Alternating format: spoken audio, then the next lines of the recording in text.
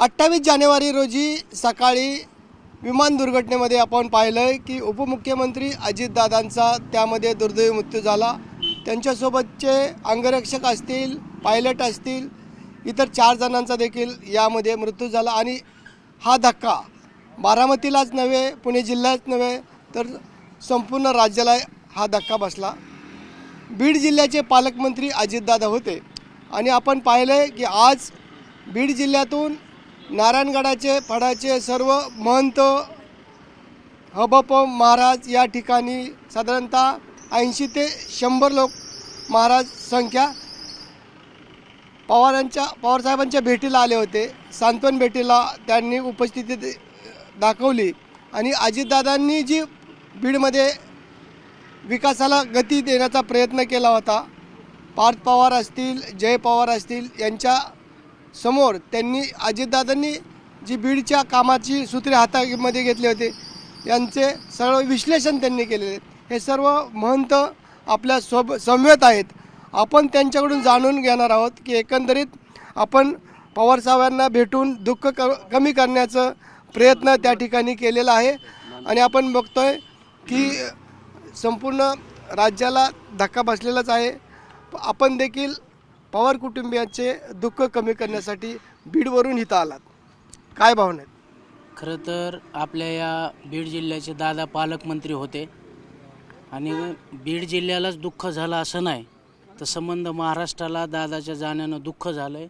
दुःख झालं नाही तर फार मोठी हानी आपल्या महाराष्ट्राची झालेली आहे आणि ती कधीही भरून न निघणारी हानी झालेली आहे। म्हणून आम्ही संबंध बीड जिल्ह्यातील जी महाराज मंडळी आहे आध्यात्मिक क्षेत्रात काम करणारी ती सगळी महाराज मंडळी एकत्र कुटुंबाचं सांत्वन करण्यासाठी, पवारसाहेबांना भेटण्यासाठी, पारदादांना, जयदादांना आणि सुनित्राताईंना भेटण्यासाठी आम्ही सगळी महाराज मंडळी इथं कुटुंबांना भेटण्यासाठी आलेलो आहे। आम्ही तर 35 वर्ष अजितदादांना पाहतोय, परंतु मी 1 वर्ष झालं अजितदादांचं कामाचा वेग आणि गती पाहता आलाय। कसं बघता दादांकडे या कामाच्या शैलीबद्दल? दादांची शैली ही आगळी वेगळी आहे। अनेकांची काम करण्याची एक पद्धत असते, तर आम्ही सर्वांच्या पद्धती पाहतो, पण दादांची पद्धत एकदा सांगितलं की लगेच परफेक्ट ते काम होणार म्हणजे होणार आणि नाही म्हणले तर मग ते होणार नाही। पण आमच्याकडे तसं झालं नाही। 1 वर्षात दादांची जी कामाची चुणूक आहे ती आम्हाला बीडमध्ये सध्या पाहायला मिळते आणि दादा गेल्यामुळे आमच्या भविष्यात आम्ही जे काही आमचे स्वप्न ठरवले होते त्या स्वप्नावरती नक्कीच पाणी फिरलेलं आहे। पण आम्ही आत्ता साहेबांना भेटून आणि जयदादा, पार्थदादा अर्थात पवार परिवाराला भेटून आम्ही विनंती तीच केली की आम्ही दादांच्याकडून जे अपेक्षा जिल्ह्याच्या विकासाच्या पाहिलेल्या होत्या, कारण गड फड मठ मंदिराला जे काही त्यांनी योगदान दिलं, अनेक उभारणीमध्ये विकास कामामध्ये त्यांचं भरीव योगदान आहे आणि भविष्यातसुद्धा आमच्या सगळ्या संस्थानांकडे आणि जिल्ह्याच्या विकासाकडे पवार परिवाराचं लक्ष असावं या निमित्ताने विनंती साहेबाला केली आणि त्यांच्या या दुःखात आम्हीसुद्धा सहभागी आहोत आणि महाराष्ट्र सहभागी आहे। तसं बीड जिल्ह्याचं विशेष दादांकडे पालकमंत्रीपद असल्यामुळं आम्ही आज जिल्ह्यातली सगळी मंडळी दादांच्या परिवाराची सांत्वनपर भेट घेतलेली आहे। दादा नेहमी म्हणायचे मी कामाचाच माणूस आहे आणि माझं कामच बोलतं। आम्ही तर हे पाहत अनेक वर्षापासून आलो आहे। दादांनी वारंवार आपल्या बीडच्या सभेमध्ये सांगितले की बारामतीगत बीड करून दाखवेल। अगदी बरोबर आहे, दादाचा वादा होता आणि दादा म्हणजे कामाचाच माणूस। अगदी बरोबर आहे की दादा कामाचेच माणूस होते, परंतु त्यांनी काम करत असताना कधी महाराष्ट्रावर प्रेम केलेलं त्यांनी, नुसतं बारामतीवरच नाही। त्यातला बारामतीसारखा विकास बीड जिल्ह्याचाही करून दाखवू आणि बीड जिल्हा जो बीड जिल्हा पाठीमागे आहे विकासाच्या बाबतीत, तो बारामतीसारखा बीड जिल्ह्याचाही विकास करू आणि ती पद्धत बारामतीसारखी किंवा काम करण्याची पद्धत बीडकरांना आता लागू झाली होती आणि तशी पद्धत बीडमध्ये त्यांनी अवलंबिली होती। बीडमध्ये सुद्धा सकाळी 6 वाजल्यापासून ते कामाला लागून संध्याकाळी अगदी 11 वाजेपर्यंत काम करत होते आणि त्याचे रिझल्टसुद्धा 12 महिन्यात बीडकरांना दिसू लागले होते। परंतु अचानक अजितदादाच्या जाण्यानं नुसतं पवार कुटुंबावर किंवा बारामतीवर दुःख न कोसळता अख्ख्या महाराष्ट्रावर दुःख कोसळलेलं आहे। महाराष्ट्रावर अगदी विकासाच्या दृष्टिकोनातून विचार केला तर 10-20 वर्ष महाराष्ट्र मागे गेलेलं आहे आणि त्यातल्या त्यात बीड जिल्हा तर आणखीन जास्त मागे गेलेला आहे। त्यामुळे दादाच्या जाण्यानं जे दुःख पवार कुटुंबावर झालं आहे तेवढंच कुटुंब अख्ख्या महाराष्ट्रावर झालं आहे आणि बीड जिल्ह्यावर झालं आहे। त्यासाठी आपण जरी दुःख कमी करू शकत नसलो तरी आपलं कुठंतरी त्यांना सावरण्याची ईश्वर शक्ती देव म्हणून आम्ही पवार कुटुंबीय असेल, माननीय शरदचंद्रजी पवारसाहेब असतील, पार्थदादा पवार असतील, जय पवार असतील किंवा सुनेत्रा वहिनी ज्या उपमुख्यमंत्री झाले त्यांना एक ऊर्जा देण्यासाठी किंवा आमच्या वतीनं आम्ही बाबा दुःखामध्ये आम्ही सहभागी आहोत एवढं निदर्शनास आणून देण्यासाठी सर्व महाराज मंडळीला त्यांनी वेळ दिला होता बीड जिल्ह्यामध्ये. परंतु आम्हाला माहिती झालं, आम्हाला डॉक्टर मंडळीला त्यांनी वेळ दिला नव्हता, तरी आमच्याबरोबर डॉक्टर बालाजी नवले सर असतील, डॉक्टर सचिन वारे सर असतील, आम्हाला माहिती झाल्याबरोबर महाराज मंडळीला वेळ दिलेला असताना त्यांच्याबरोबर आम्ही मध्येच आमचंही म्हणजे योगदान देण्याचं, महाराज मंडळी चाललेत आम्ही सुद्धा जाण्याचं योगदान दिलं आणि आम्ही मुद्दाम पवारसाहेबाला राज्यातील एकमेव नेता असा होता की आपल्या कामाला 5:30 वाजता सुरुवात करत होता आणि हा नेता आपल्यातून गेलेला आहे.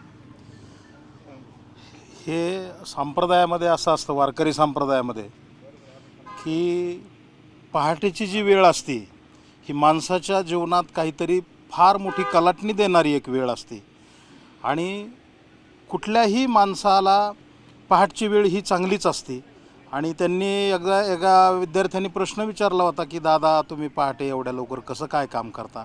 दादांनी फार सुंदर उत्तर दिलेलं आहे, फार भावनाशील उत्तर आहे दादांचं, की मी लहान असताना उठायचो आणि पवारसाहेब कसे काम करतात हे पाहायचो आणि त्यांच्याकडे बघून बघून मी ही कामाची पद्धत शिकलो आणि तेच संस्कार माझ्यावर आहेत.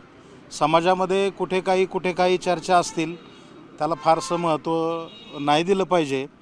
आणि दादांनी 5 वाजता उठून काय केलं महाराष्ट्रामध्ये, दादांचं जीवन जिवंत असताना जेवढं महाराष्ट्राला माहीत नाही झालं, जिवंत असताना 25% जीवन माहीत झालं दादाची कामाची नियमावली.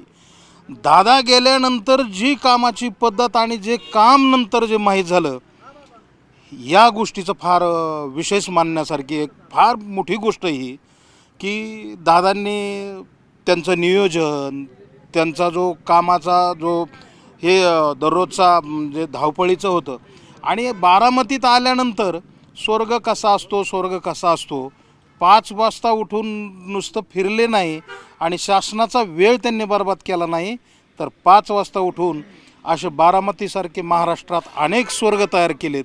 ही दादांची खासियत आहे.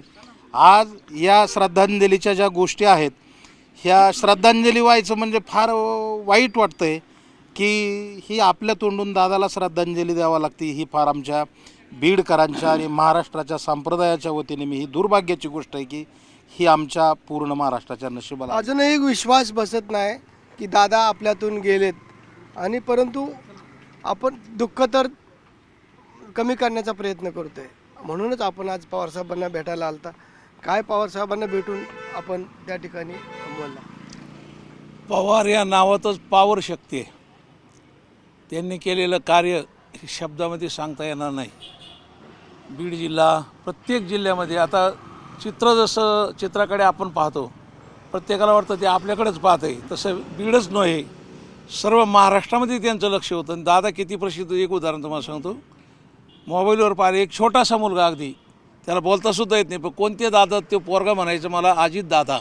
म्हणजे लहानापासून थोरापर्यंत दादांची कीर्ती होती.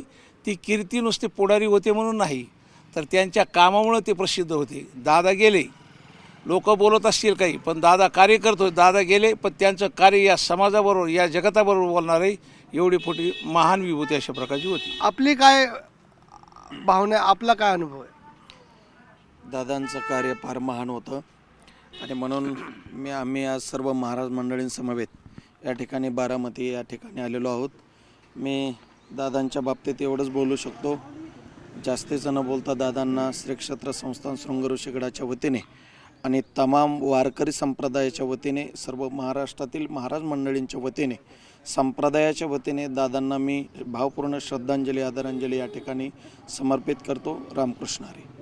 तर अशा पद्धतीने या सर्व महंतांनी आपल्या भावना, श्रद्धांजली अजयदादांसाठी या ठिकाणी व्यक्त केलेली आहे. व्हिडिओ जर्नलिस्ट गणेश कदमसह जितेंद्र जाधव, न्यूज 18 मराठी, बारामती.